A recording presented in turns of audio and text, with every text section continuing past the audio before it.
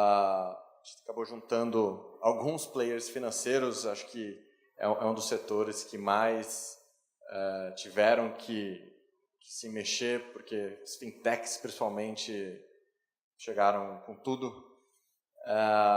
E aí veio uma ideia bem legal da gente falar de Open Banking, né? Pô, é um termo que todo mundo fala, pouca gente consegue botar em prática já, apesar das regulamentações que já estão surgindo há um tempo na Europa, Inglaterra, Índia e outros que estão aí saindo do forno. Tem uma discussão muito grande quando que vai sair da FEBRABAN, se não vai, enfim.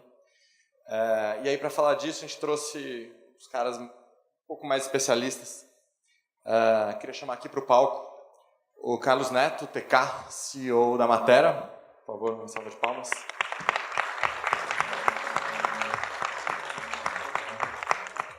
Aproveitar para chamar também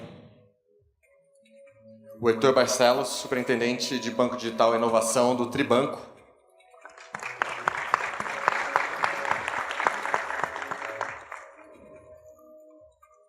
E o Márcio Reis, Chief Data Officer do Guia Bolso, uma das fintechs que a gente estava começando.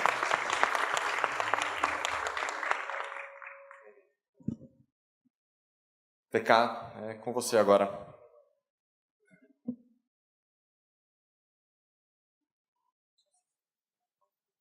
Bom, boa tarde, pessoal. Obrigado aqui ao Heitor e ao Márcio por terem aceitado o convite. A gente vai falar aqui um pouco de Open Banking, sobre a perspectiva de negócio. Não vamos ficar falando muito de padrão PSD2 ou de API, falar um pouco de business e do contexto, como que isso pode acontecer aqui no Brasil. Tá?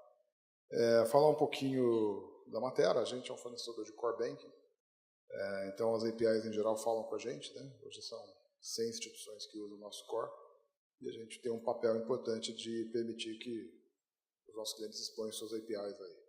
Temos a Sensid como parceiro, tá? E a gente faz um trabalho junto nesse sentido. Eu vou aqui passar primeiro o microfone para eles, para que cada um se apresente e vocês entendam com quem vocês estão ouvindo aí. Eu sou o Heitor, que está lá. Alô, bom, boa tarde a todos. Eu sou o superintendente de inovações do Tribanco e responsável pelos esforços de pessoa física, banco pessoa física dentro do grupo. Vocês viram na apresentação do nosso CIO, Luiz Henrique, que continua aqui presente, e todo o time que desenvolveu o nosso aplicativo, todo aquele mecanismo de aproveitar as pessoas da comunidade do varejo, onde o Martins atende. Esse é uma responsabilidade nossa desse projeto que a gente está tocando. E aí, TK, é uma honra para nós aqui do Tribanco. A gente está agora, depois de 2, 3 anos, né, Luiz, de projetos juntos, a gente está aqui num fórum sobre inovação de APIs, junto com os nossos 2 maiores fornecedores aqui desse nosso esforço, que é a Matera e a Sensid. Foram peças fundamentais. E ao lado do Guia Bolso, que é uma fintech que foi bem early stage, foi um exemplo para todos e, de fato, dá muito orgulho aqui, tanto meu como, acredito, do time, de estar aqui junto nesse fórum. Boa tarde, pessoal. Eu sou o Márcio, sou o diretor do Guia Bolso, que cuida de toda a parte de dados, e isso inclui a parte de APIs, aí, né, que, de certa forma, é uma agregação dos dados. Para quem não conhece, o Guia Bolso é uma das primeiras fintechs aí do Brasil, antes de se chamar fintech. A gente tinha começado.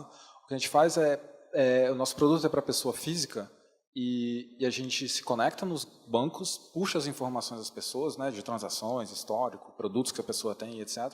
Organiza aquilo para mostrar para o usuário de uma forma mais amigável, mais fácil dele gerenciar e ele, de fato, tomar controle da vida financeira dele. Acho que o lado API aí tem tudo a ver com o que a gente está fazendo, né? A gente tem que se conectar nos diferentes produtos, nas diferentes ofertas e etc. E a gente enxerga isso como um caminho inevitável. Legal. Bom, fala um pouco do que a gente vê aí de Open Banking. A primeira vez que eu publiquei um artigo falando de banco abrir API foi na Computer Road em 2002, tem 16 anos. Tá? Então a gente certamente não se considera um seguidor de uma moda. A gente já fez, o nosso primeiro banco digital foi em 99, e eu me lembro que o pessoal já faliu o banco, ele foi muito fazer um banco digital em 99 e o cara é maluco, né? Ele não conseguiu dar certo. Tá? Hoje é o Banco do Brasil Estilo. acabou comprando a massa falida lá dos caras. E eu me lembro que eles vieram dos Estados Unidos para visitar o nosso core, olharam as APIs e falou, ótimo, ainda bem que tem, porque se não tivessem eu ia embora agora. Porque eu não vou fazer um banco digital em cima de um core que não tem API. Isso foi em 99. A gente fez o banco e tal, deu tudo certo. E desde então isso começou a mexer muito na cabeça, né? Imaginar daí que veio em 2002, de abrir API e tal. E sempre a visão do seguinte, não é apenas o banco abrindo suas APIs, a gente vê isso como um ecossistema, né? Então você tem um setor financeiro, as fintechs, as IPs que são não financeiras, pode mexer com dinheiro, e as APIs acabam funcionando como um hub que dá a liga, a cola que liga todo esse pessoal, e isso pode criar modelos de negócios disruptivos e bem diferentes do que tem hoje, tá? É como você comparar os mainframes, que eram tudo enlatado, com o mundo open source, que é, na verdade, um bando de gente interagindo, colaborando, onde os hubs de interação são outros, é o Git, etc. E aqui o hub de interação são as APIs, tá? Então, uma coisa importante para que o Open Bank funcione é que cada player desse setor comece a perceber o poder que isso pode dar. Tá? A gente tem já caso de cliente que abriu uma API e conseguiu aumentar o patrimônio líquido do banco em 100 milhões de reais. Então, para você ver como e o dono, o presidente do banco tinha deck que era isso, era coisa de nerd. Quando ele viu 100 milhões no patrimônio, ele quis conversar para entender que era isso. Tá? Então, realmente, o potencial de ganhar dinheiro, de entrar em mercados desatendidos com isso é muito grande. Tá? E a gente tem uma visão bem orientado ao negócio. Então, a gente não está seguindo a linha de querer, vamos pegar todas as APIs que o banco tem, copiar o PSD2, publicar, colocar na internet, e daí pronto. Banco X tem Open Banking, está publicado, vocês vão lá, olha, tudo bonitinho, quem está usando? Ninguém. Tá? Então, é muito investimento, muito tempo, e até você obter o valor disso não vai dar. Então, é olhar um negócio, olhar uma parceria, dois players, tem dois aqui, que eles podem ganhar dinheiro junto e construir aquilo que é necessário, e já tem um retorno financeiro, o executivo já gosta, o acionista já gosta, o board já gosta, e a coisa pega lá dentro. Tá? Então, é um pouco da nossa visão de como isso pode funcionar no Open Bank. Vou fazer aqui algumas perguntas, tá? E começar com o Márcio, a pergunta que todo mundo deve fazer para ele. Quais são as dificuldades que você enfrenta hoje para tocar o seu negócio, que você acha que o Open Bank poderia ajudar e poderia fazer sua vida ser mais fácil? Eu diria que tem duas grandes categorias, tá, de dificuldades. Eu diria uma primeira talvez seja o lado mais jurídico da coisa e depois tem o lado técnico também, né? Para a gente conseguir plugar parceiros lá no Guia Bolso, a gente obviamente até pouco tempo atrás não era tão conhecido, então a gente tinha que ir muito atrás das pessoas, né, atrás das instituições financeiras. E o que a gente vê do lado jurídico, por não ter um arcabouço legal que dá segurança para as instituições financeiras, a gente via que o compliance das empresas, por mais que o pessoal de negócio quisesse fazer alguma coisa, o pessoal do compliance travava muito. Não sei o que o Banco Central vai pensar, o que vai acontecer se eu posso, não posso, a lei não é tão clara e tudo mais. E essa conversa se estendia por muito, muito tempo até a gente conseguir, de fato, fazer negócio e começar a fazer a coisa funcionar. Isso tem diminuído ao longo do tempo, mas a gente ainda vê muito disso. Do lado técnico, você vê, por não ser, de novo, o lado legal, né, não ter uma regra, um padrão, alguma coisa do tipo, na prática, muitas dessas pessoas têm interesse em fazer alguma coisa, mas não tem API pronta. Quando você vai lá e entrar na fila de TI para conseguir priorizar e começar a montar alguma coisa, cara, de novo, a conversa com o jurídico leva 1 ano, a conversa com o TI, priorização, leva mais 1 ano e tende a infinito. Essas conversas, né? E a gente entende que o lado Open Banking, o lado mais oficial da coisa, né, como na Europa e etc., havia uma regulação e tudo mais, tende a facilitar isso, muito, dos dois lados. Vai ter um padrão, todo mundo vai ter disponível e etc., a comunicação fica mais fácil, a integração fica mais fácil, porque todo mundo vai se comunicar do mesmo modo, né? Hoje, mesmo quando os caras têm uma API, cada um deles tem uma API diferente. Hoje a gente oferece crédito, né, de alguns parceiros através do Guia Bolso lá, e cada um tem uma API que funciona completamente diferente da outra, e o pessoal tem que ficar fazendo um malabarismo ali para conseguir normalizar aquilo ali e para o usuário ficar um negócio um pouco mais transparente.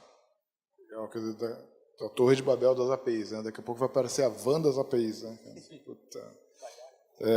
O caiaque das APIs. Né? Pegar a dica do Heitor agora, tá?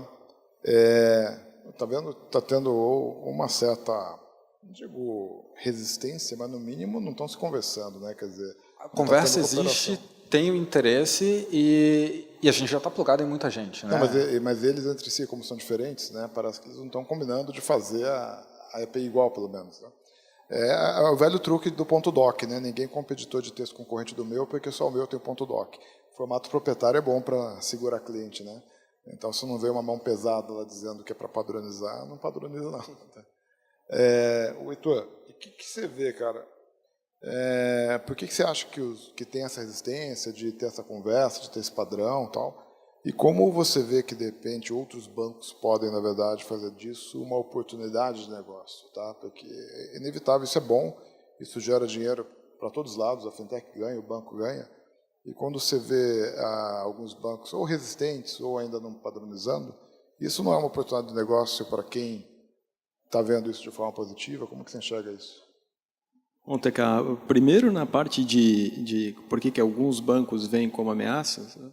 Eu acho que também, como a gente está no fórum mais técnico, vale a pena a gente comentar que, às vezes, quando chega um conceito de Open Banking na diretoria do banco, no conselho, nos acionistas, eles acham que olha, eu vou publicar uma API, né?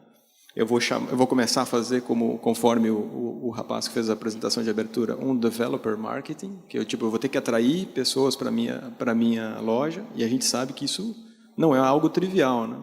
Então, você pega, por exemplo, a gente tem alguns cases de stores, de marketplace, que tentaram fazer isso. Um deles é uma empresa que talvez as pessoas conheçam, a Microsoft. A loja da Microsoft, até hoje, está penando lá para competir com qualquer outro. Então, uma coisa é você estar preparado para fazer um Open Banking full, como, sei lá, acho que alguns exemplos antigos, o Crédit Agricole, que você pode publicar um aplicativo integrado nele, ele tem a própria store. Isso assusta um pouco. Mas quando a gente fala de uma coisa mais inicial, até para que o grupo aprenda, né, do tipo, olha, eu vou fazer uma integração com o Guia Bolso, vamos conversar, vamos fazer uma integração, porque tem fit para as duas empresas, isso eu acredito, e eu posso falar em nome do Tribanco, a gente não só está muito aberto a isso, como até nós conversamos aqui no intervalo depois da apresentação do Luiz Henrique com uma empresa que nós vamos tentar agendar uma reunião na semana que vem para tentar fazer uma integração. Eles têm um RP para Small and Medium Enterprises, que é muito parecido com o nosso público. E ressaltando, tanto é que o Martins e o Tribanco, as Tricompras, as empresas do grupo financeiro, veem isso como uma oportunidade, que nós estávamos comentando antes, o grupo nasceu para ajudar o pequeno varejista. A história do grupo, para quem não conhece, acho que o Luiz acabou não entrando muito a fundo, né, Luiz? O grupo nasceu há 65 anos porque o fundador, que é o senhor Alair Martins, ele comprava muito bem da indústria, e aí os outros pequenos varejos falaram, olha, senhor Alair, então compra para mim também. E aí você compra tão bem, você negocia na indústria, você ganha volume e você vende para nós. E aí ele viu que isso era um negócio por si só. E aí, depois, pulando para a década de 90, por que foi aberto um banco? Para que essas empresas pudessem se profissionalizar, não ficarem desassistidas com bancos que não entendiam na época do varejo e poderem competir em pé de igualdade. Era uma época de grandes varejos chegando, enfim.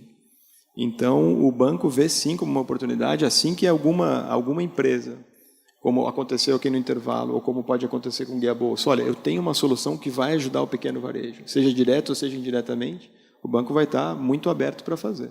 Mas daí a dar o passo, para ter uma API pública, não que a gente não tenha interesse, mas o trabalho, como todos podem imaginar, é muito grande. Não dá para você simplesmente soltar lá um api.tribanco.com.br e esperar que as pessoas venham, né?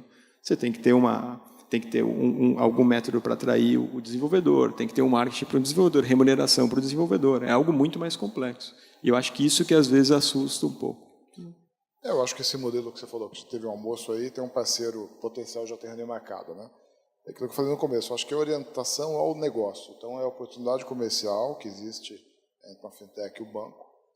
O que essa oportunidade comercial vai demandar e fazer uma abertura gradual, pontual daquilo, que tem um deal associado, tem um negócio associado.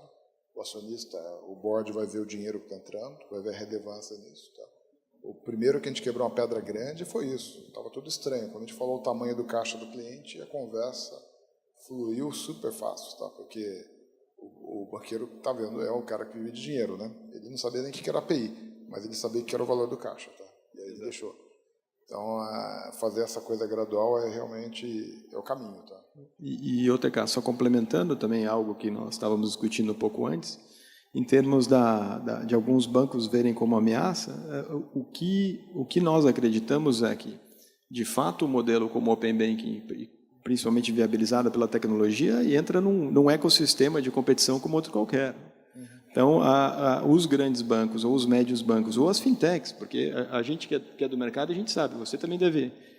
Chegam várias fintechs com excelentes ideias, que no fundo não são tão boas assim, né? Do mesmo jeito que tem bancos grandes que também têm boas iniciativas.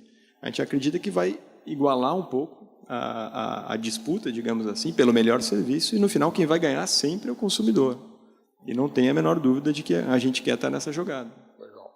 Bom, então é bom você ter bastante cartão de visita, porque não é todo banco que é tão aberto assim a fazer parceria. Esse pessoal ouvindo que você está afim de fazer parceria, vai ter mais gente querendo falar com você. Ô, Márcio, e como que o Guia Bolso tem se posicionado sobre o Open Banking? Vocês têm dado uma posição formal, vocês vão ao Banco Central, vocês estão fazendo um trabalho pró-PSD2-like, no GT de pagamento instantâneo, de alguma forma vocês participam para ver se dali vira um Open Banking? A gente apoia o Open Banking, 100%. A gente entende que no final do dia a informação é do usuário, né? E o usuário deveria ter a liberdade de conseguir pegar o dado dele de um lugar e levar para outro lugar se assim ele desejar. Hoje, por exemplo, o usuário, eu falo usuário porque eu penso muito nos nossos usuários, né? Mas o cliente lá está num banco, né? Num grande banco, ele tem o crédito ali, está tudo ali. Se ele quer sair dali e pegar um crédito em outro lugar, hoje esse outro lugar não conhece ele, não tem as informações dele, não sabe se ele paga as coisas em dia, se não paga, etc. E acaba que esse banco, se oferecer algum crédito para essa pessoa, vai oferecer numa taxa absurdamente maior do que a do banco atual dele. Então, isso limita bastante a competição e quem sofre no final do dia somos nós como clientes, como clientes dos bancos, né? Então, a gente apoia nesse sentido, temos trabalhado bastante com o Bacen e participado dessas conversas. Tá. Você acha que você está no grupo de pagamento instantâneo do Banco Central, que não tem nada a ver com Open Banking, são APIs para transação de dinheiro entre instituições, mas vão estar falando de API, vão estar falando de interoperabilidade. Vocês estão participando? Você acha que por ali dá para, de repente, derivar, engatar uma segunda e caminhar para uma linha dessa? A gente está participando do grupo de trabalho, mas eu tenho pouca visibilidade do que provavelmente pode acontecer. Eu imagino que é uma porta de entrada, né? De tudo que eu tenho visto, o Bacen tem sempre se posicionado de forma mais, deixa o mercado avançar um pouco mais antes de eu entrar e formalizar, né? E regular e tudo mais. Entendo que aqui não deve ser muito diferente. Legal. Heitor, Open Banking se mistura um pouco como banco, como plataforma, né? E se você olha as empresas que foram plataformas, todas elas cresceram muito. A Microsoft mesmo, a Oracle, a Amazon, quer dizer, essas empresas estão muito acostumadas a tirar pedido, né? Os parceiros viram verdadeiros fãs, eles vivem da empresa, né? A Microsoft tinham verdadeiros fãs de Microsoft, que só pareciam xiitas, né? E que defendiam unhas e dentes e geraram muito clientes para eles, né? E em contrapartida, a Microsoft sempre tratou muito bem os parceiros. E é um exemplo de uma empresa que era plataforma, de sistema operacional tal, mas era plataforma, né? Vocês estão pensando em, eventualmente, ter parcerias pontuais também, não de abrir tudo e ver quem vem, nem abrir a store, mas, por exemplo, chegar num grande supermercado que gira aí uns 3, 4 bi por ano, permitir a ele, com o developer dele, que crie um aplicativo white label com a marca dele e tal, que faça mais do que apenas pagar, né, que tenha a ver com o business dele, e que acabe usando o banco como plataforma? É uma excelente pergunta, né, TK? A gente até brinca que é como se fosse... Tem vários nomes para isso agora que estão surgindo, né? Tem o Bank as a Platform, né? E nós temos um que surgiu há pouco, se eu não me engano, deve ter uns 2, 3 meses atrás, talvez um pouco mais, um estudo da Bain Company, mostrando a parceria da Amazon com o JP Morgan. E eles cunharam um conceito que chama Co-Branded Checking Account. que é como se você tivesse exatamente o Bank as a Service, o Bank as a Platform. Eu não posso abrir todo o plano estratégico da empresa, evidentemente, mas uma coisa que eu posso comentar é que, e isso já está no ar, a Tricar, que é uma das empresas, que é a nossa Tribanco Cartões, como é que ela funciona? Esses mais de 150 mil varejos que compram do Grupo Martins, são 150 mil varejos no Brasil inteiro, tá, pessoal? Então, você imagina, meça pela quantidade de agências que um banco grande tem. Então, nós temos 150 mil varejos compram do nosso grupo todo ano. O banco tem mais ou menos, atende com uma frequência por volta de 40 mil, e a Tricar ela tem por volta de 8 mil ativos dessas lojas. Como é que funciona? Quando o lojista chega e fala, eu não quero mais vender fiado, eu não quero ter uma caderneta, eu quero emitir o cartão da minha loja. E isso é até usado como uma ferramenta de ajuda para o lojista. Fala, cara, você vai mesmo começar a dar crédito você? Você vai mesmo começar a fazer fiado para os seus clientes? Deixa que o banco entende disso e ele faz esse produto para você. Então, é uma ferramenta de ajuda, que está em linha com o que eu comentei da gente ajudar o varejo. E como ferramenta de marketing, de atração, e o que a gente fala, olha, a sua loja, e às vezes é uma loja de 1, 2 checkouts, lojas pequenas.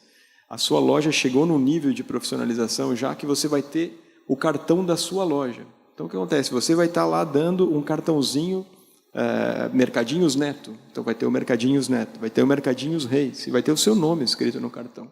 E isso é muito importante. A gente vê que esse varejista, quando ele chega nesse nível, ele sente um orgulho. Tanto é que a gente tem, eu não vou lembrar o estado agora, mas um estado na região norte ou nordeste, que tem um cliente que ele botou a foto da família dele no cartão. Então, ele tem lá Mercadinhos, o sobrenome dele e a foto dele da família. E isso é uma coisa muito importante para nós.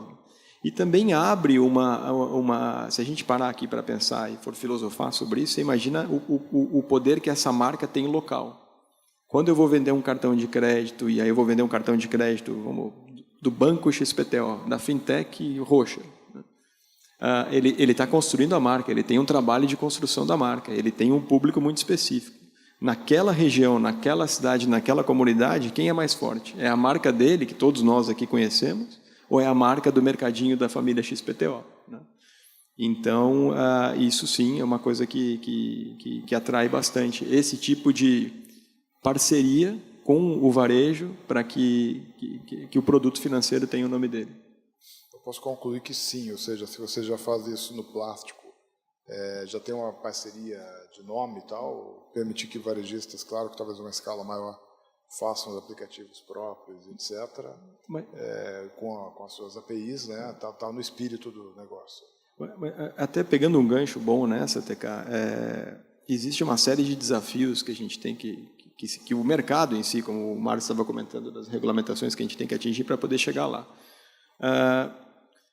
Às vezes a gente fica nessa, e é normal, imagina, eu estava no grupo lá que lançou o aplicativo do Tribanco Digital em 3 meses, conforme ressaltado lá pelo nosso CIO antes. Então, às vezes parece um contrassenso a gente falar isso, mas a regulamentação é importante.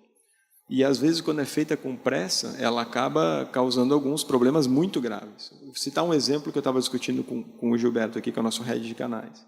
A portabilidade da conta salário que todos viram, né?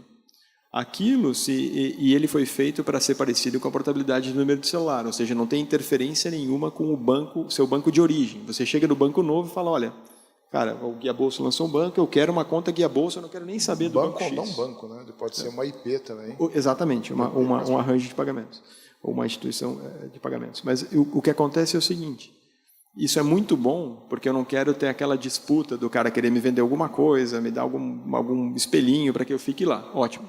Só que isso abre uma porta muito grande para fraudes.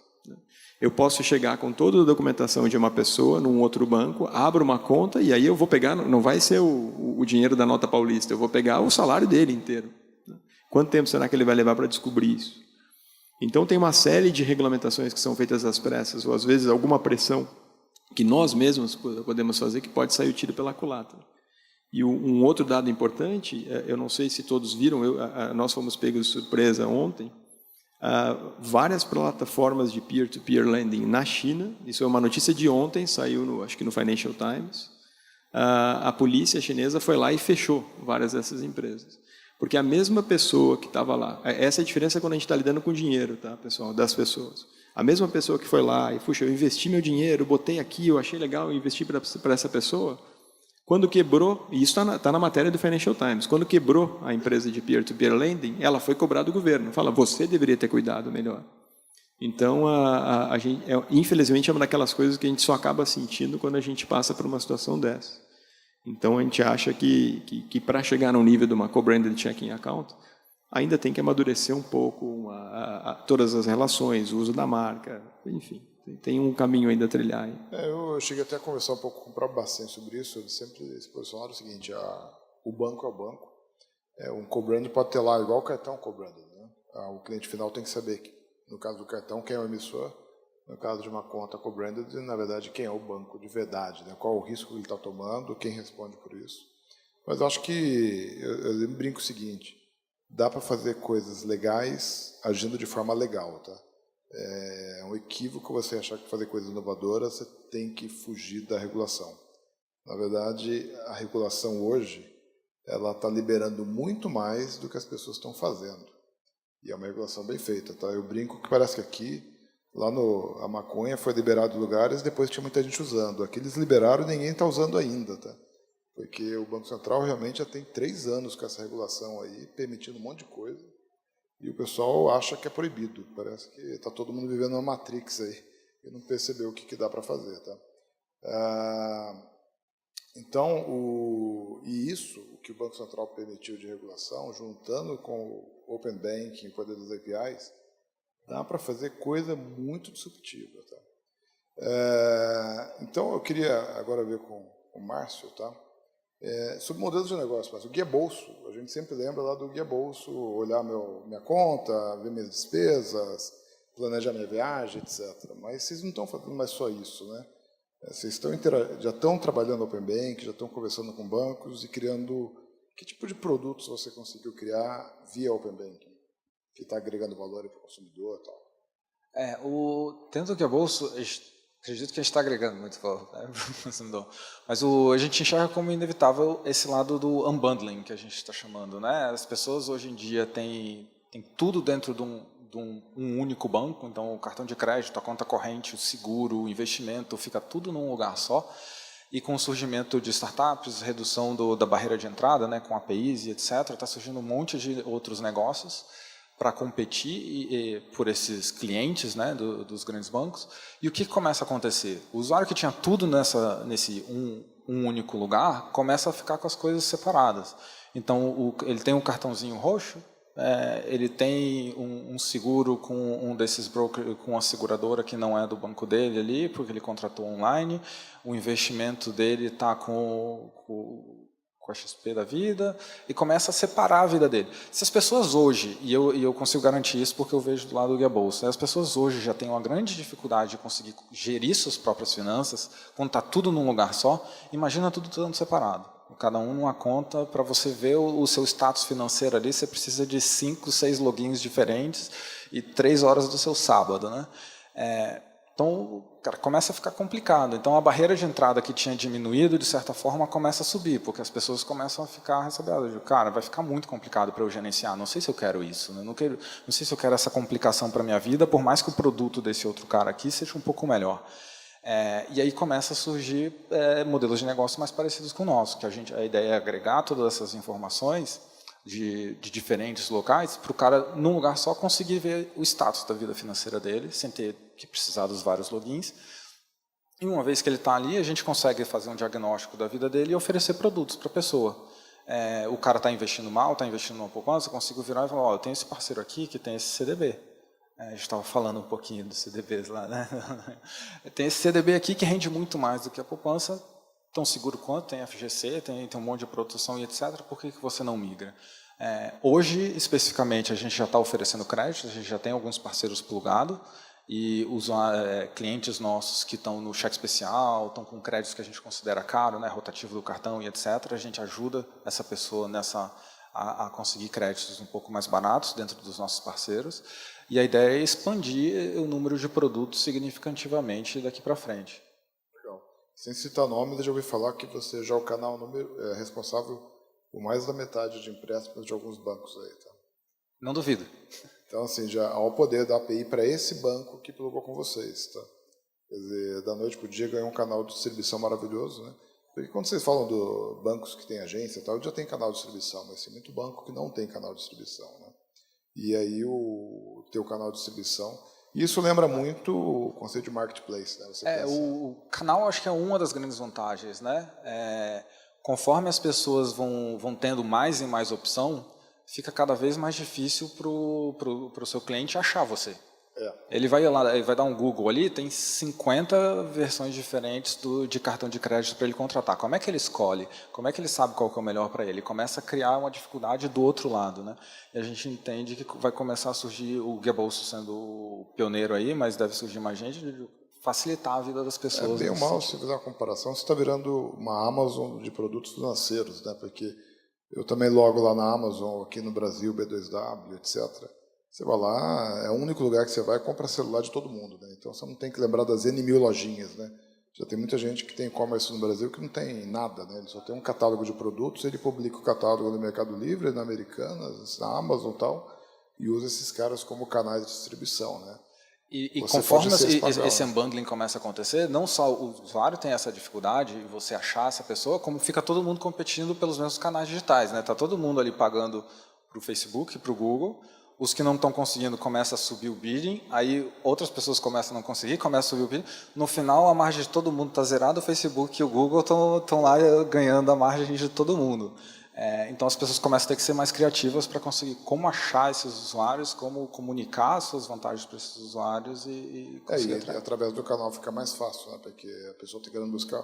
Dos pequenos e-commerce, conheço vários que desistiram desse modelo justamente porque o Google estava cobrando mais caro do que o Walmart cobraria no Marketplace.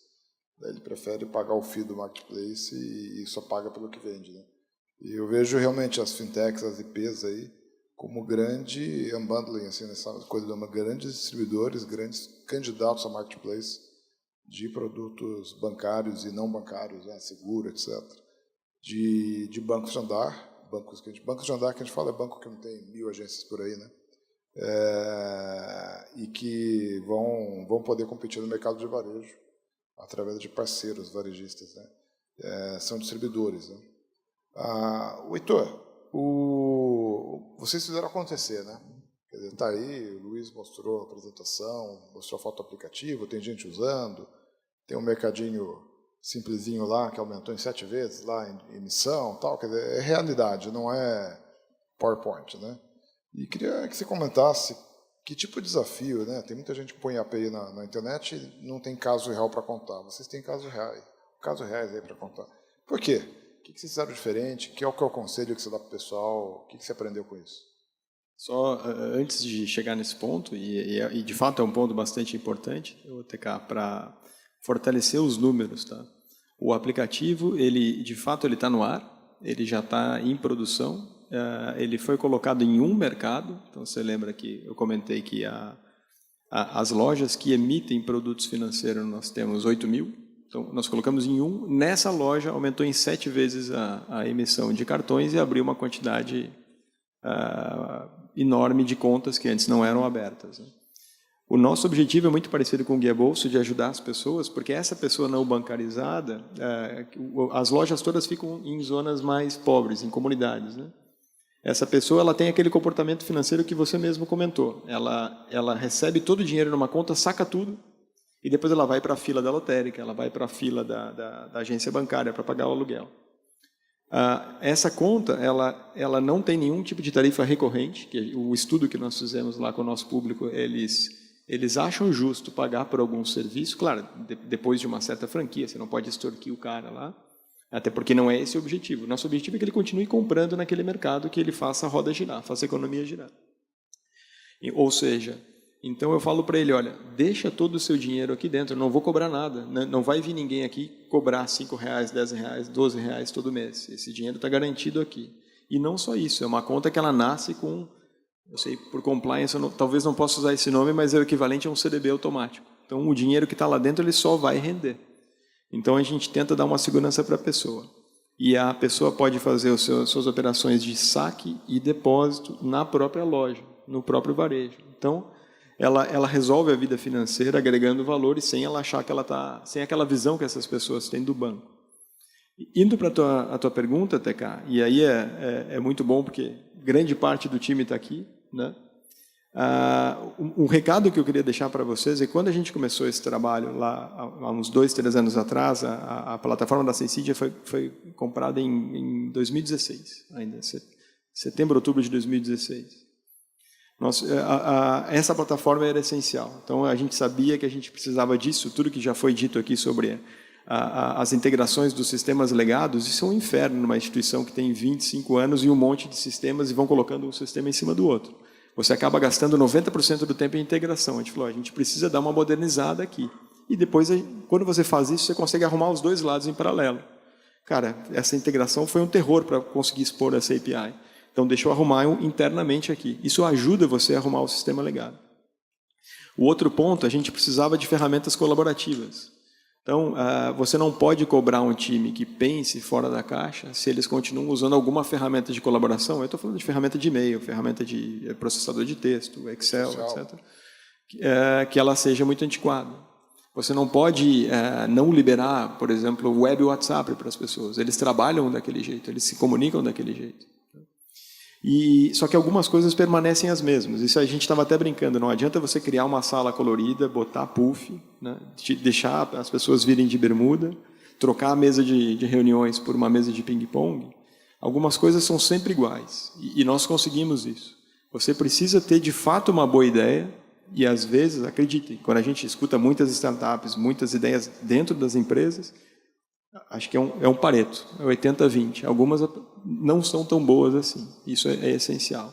A outra, você tem que ter um time de campeões, um team of champions.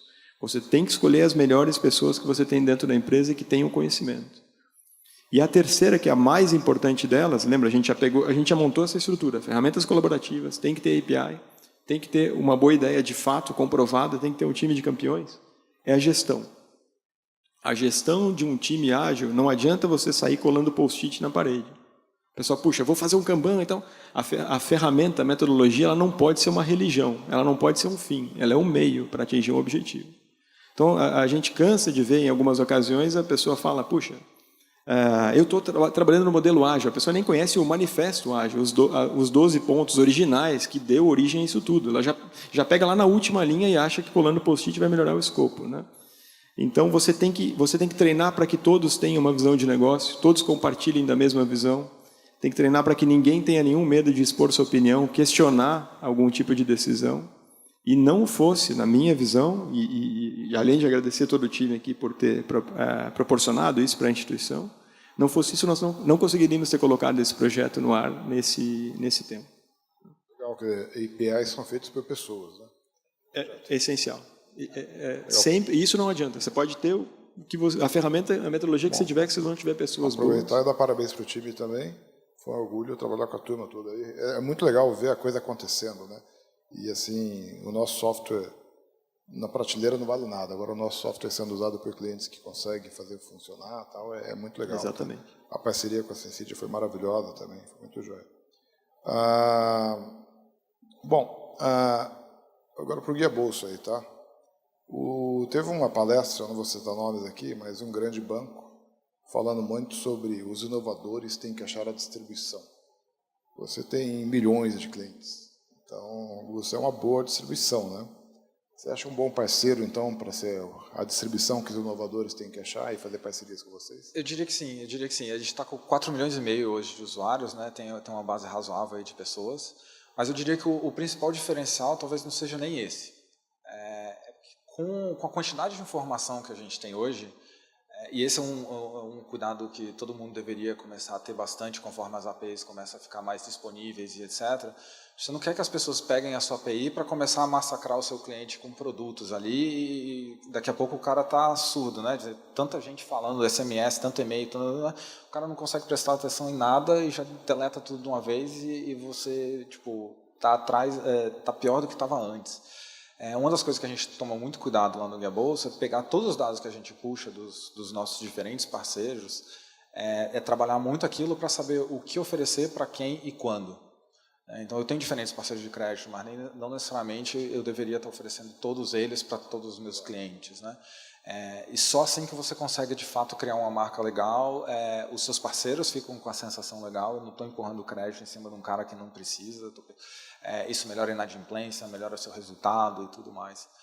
Então, utilizar os dados da forma correta nesse mundo de APIs em que a informação vai ficar ainda mais disponível do que está hoje, né? Informações que antes não estavam. Uma coisa são os Facebooks, Googles da vida, aí, que tem um monte de coisa muito pública, mas esse lado mais financeiro, digamos assim, não é tão divulgado e agora vai começar a abrir um pouco mais. As pessoas têm que tomar muito cuidado e utilizar as informações da forma certa para não...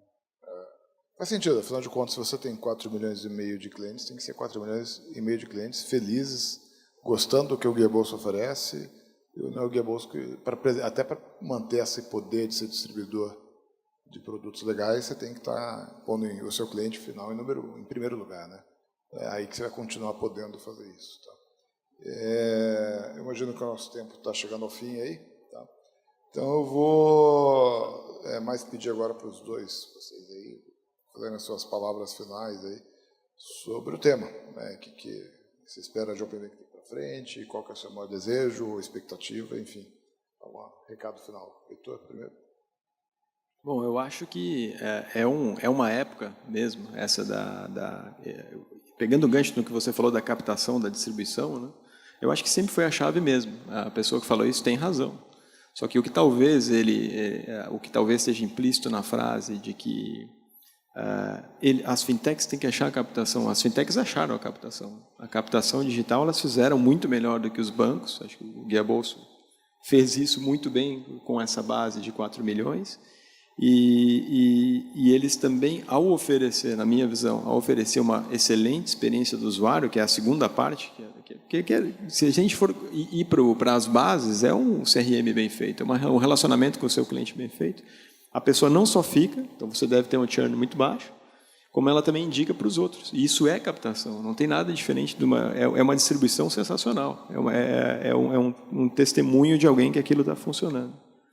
Então, o mercado, eu acho que hoje em dia, pessoal, ele está mais uniforme, não é mais aquele blue ocean olha, eu vou lançar uma fintech de meios de pagamento, vou lançar uma fintech de adquirência móvel e é um oceano azul. Eu acho que os grandes bancos, eles têm pessoas de fintechs dentro deles, tem muitos grandes bancos fazendo um bom trabalho. Então, o recado é que, seguindo a linha do que eu falei anteriormente, aqueles 3 pilares são a chave do sucesso.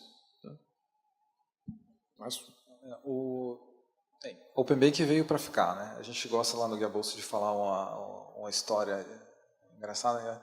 O governador de Michigan, lá atrás, sentou com o Henry Ford quando ele estava começando a montar a montadora. Ele falou, cara, cavalo está aqui. Não existe cavalo. Esse negócio de carro é modinha. E obviamente não é modinha, né? Open Banking é a mesma coisa, veio para ficar e quanto antes cada instituição, cada startup começar a utilizar isso, se ambientar e aprender como tirar mais proveito disso, eu acho que tem grandes chances de conseguir se diferenciar no longo prazo, né? No final do dia vai ter muita competição surgindo aí nos próximos anos e os melhores produtos tendem a ganhar. Quanto antes você começar, melhor a sua chance de conseguir ter esses melhores produtos lá na frente. Bom, pessoal, é isso. Obrigado. A nossa visão é a mesma, tá? O Open Banking veio para ficar. E o motivo é simples, ele traz resultados efetivos, tá? Se fosse, seria modinha se não tivesse nenhum resultado, mas quando ele traz resultados, a gente está vendo já bancos ganhando mercado, bancos ganhando dinheiro com as parcerias, tá? Isso não tem por que regredir. Quem não estiver sabendo, vale a pena se inteirar do movimento do grupo de pagamento instantâneo do Bacen. O Bacen é muito aberto, tem um e-mail lá, qualquer um pode mandar um e-mail das suas sugestões. Tá? É interessante porque isso pode começar a abrir a que todos possam fazer transferência de dinheiro a custo virtualmente zero.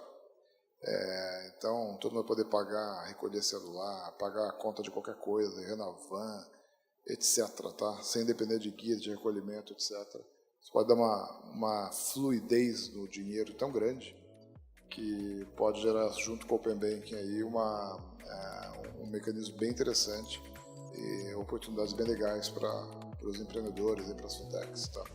Então é isso. Bom, obrigado pelo tempo de vocês e espero que tenha entendido. Obrigado, Essence City. Obrigado a todos.